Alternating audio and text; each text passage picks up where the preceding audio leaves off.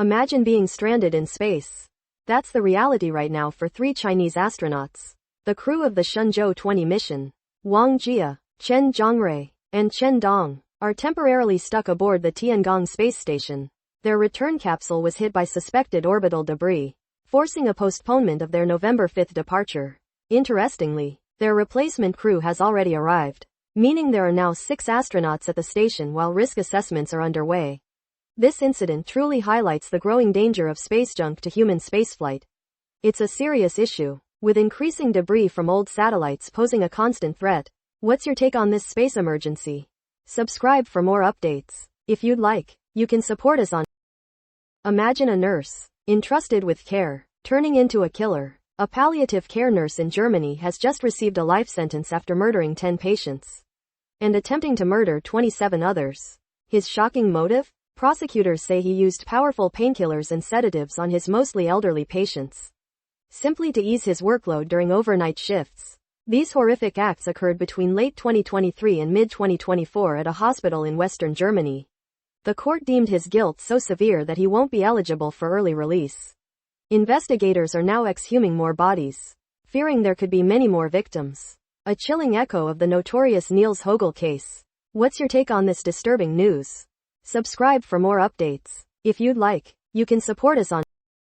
Can you believe a country's own president was just groped in public? That's what happened to Mexico's President Claudia Sheinbaum this week.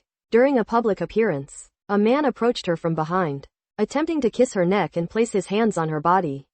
He has since been arrested.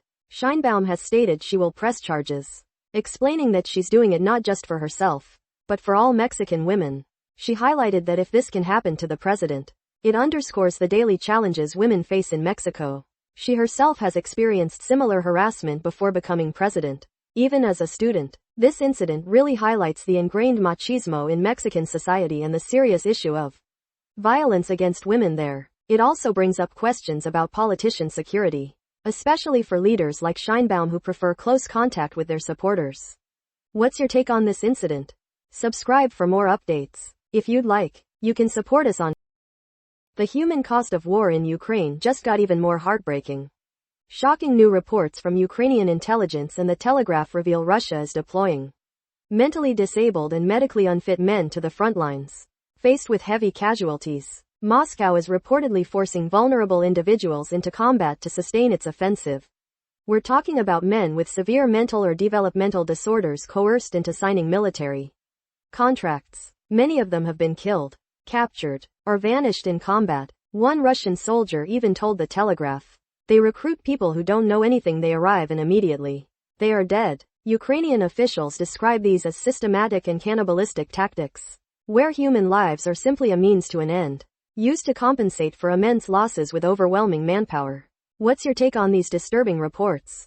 Let us know in the comments. And if you'd like, you can support us on